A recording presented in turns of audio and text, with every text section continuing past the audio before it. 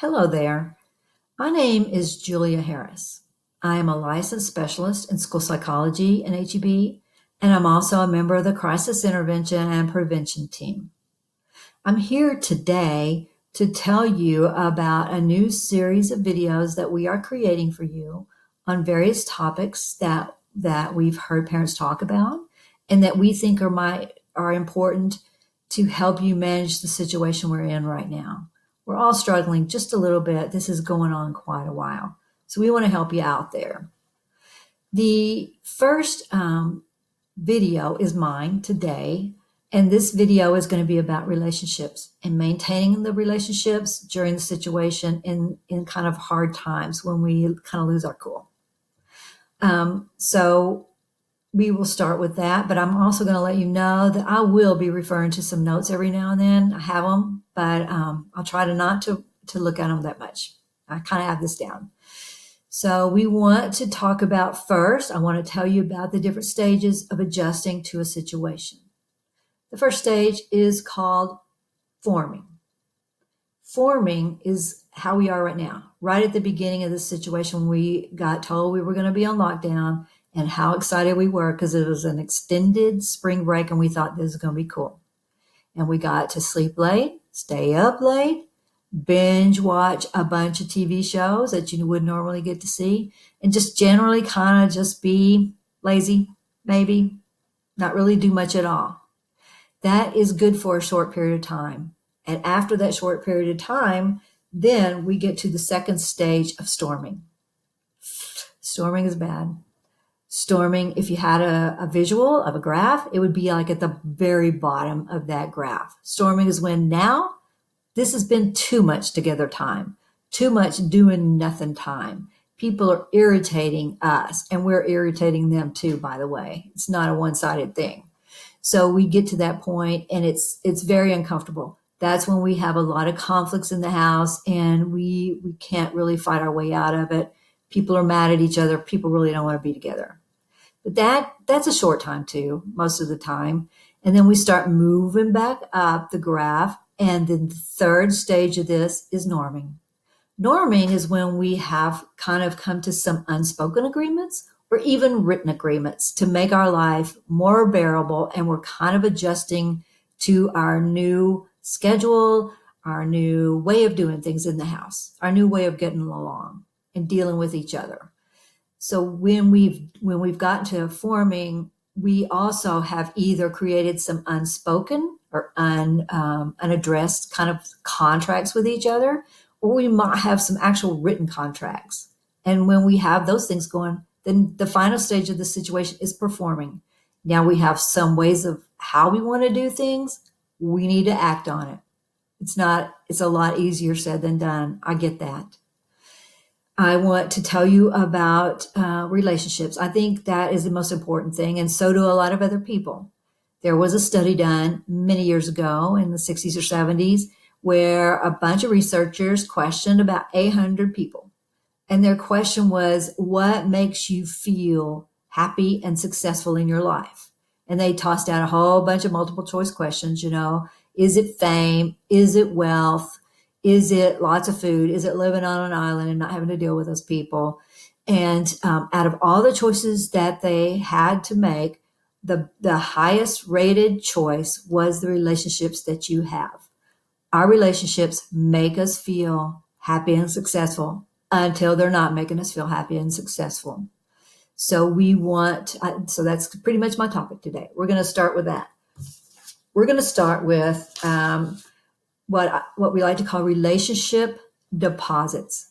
To visualize this, I want you to think of a piggy bank, and pennies are going in, duck, duck, duck, duck, duck, and pennies are going out. In a relationship piggy bank, we want to have a bunch more deposits than we have withdrawals. Deposits are like doing stuff that's nice for other people without them asking you, complimenting them, helping them out when they can't get through the day, just being a kind person, kind human being in this situation. Withdrawals, on the other hand, are just like what they sound. We're too short with people.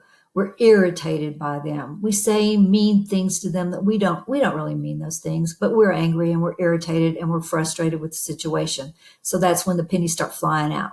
Okay. So it is said and believed that the way to build relationships is to have about 5 deposits to every withdrawal. Pretty hefty, pretty hefty. But we know for sure that relationships work a lot better when we have more deposits than we do withdrawals. Okay. As we have too many withdrawals, guess what? Now we're eventually going to be bankrupt. And when we handle our relationships and thinking of it as a deposit and withdrawal, it benefits both parties. It benefits you or me, and it benefits the other parties in the family. So if we try to keep that balance, if we try to remember more deposits than withdrawals, we're going to be able to keep the peace a little bit more. But I know that's tough.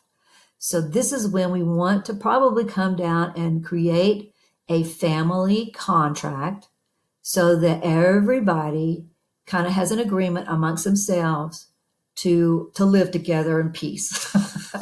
So I'm going to read some of these because it's just easier for me to read it. The first thing you're going to do is just everybody, you're going to sit at a table probably. Every person in the family is going to think to themselves, how is it that I like to be treated? How is it that I think other people like to be treated? And I'm going to start writing down those things. And those are going to be called the norms. Every person at the table will have their own sheet of paper and they will write down their norms, at least 3 of them. And then everyone will go around the table and they will lobby or try to sell their norms that they feel are important to the other people. And then we're also going to vote on those different, everybody's norms. Now you cannot vote on your own norm. We already know you like that one. So don't bother to vote on it. At the end, you're going to tally the norms that got the highest scores. And then you're going to write them down on one piece of paper. And this is where you've begun your contract. Everybody's going to agree to it. Not only are they going to agree to it, they're going to sign it. Because when you sign something, it's in blood, right? And it's important. And after you sign it, you're going to hang it up someplace where everybody can see it. Because my guess is eventually you may have to refer back to that family contract. Sometimes people foul or wrong somebody. They break the norm. It happens. It's not always intentional. Sometimes maybe it is. And so when someone feels fouled, that is their perspective. They feel like they've been wronged, and that's for them to say. We can't say, oh, you don't really feel bad about that. That's not true. Everybody's feelings are their feelings. When you have wronged somebody, it is now in your best interest to repair that relationship by making some deposits into the relationship bank, doing something nice for somebody. I would say it takes 2 deposits when you feel wronged. One might be, I like your hair. You've really done something nice with it. I really like that shirt that you picked out. It looks really good. That color is you. You should continue to wear that color. The other one might be, the second deposit might be something along the lines, I really like the way you helped me clean up after dinner tonight. I appreciate the fact that you told me the truth that you were falling behind in your schoolwork. I appreciate honesty. Those are some ways that you can make some deposits into the relationship bank. And then if those things don't work, and sometimes they don't, we're going to learn to solve conflict by using the acronym or the steps in the acronym SOLVE. SOLVE.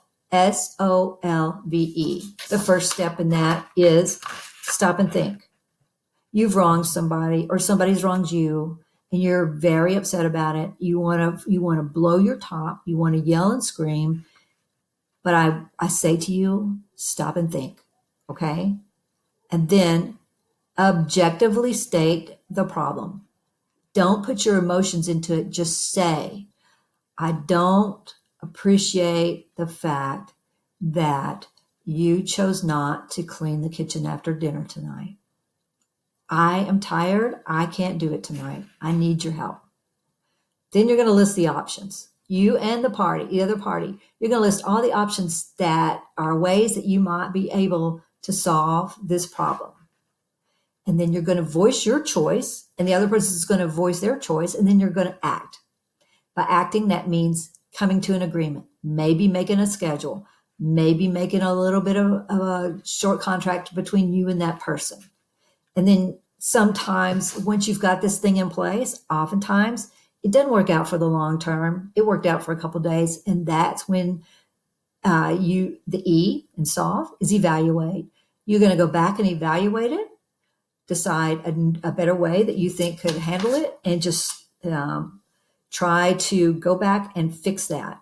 Make it so it's an agreement for each of the people in the party, each of the people who feel wronged.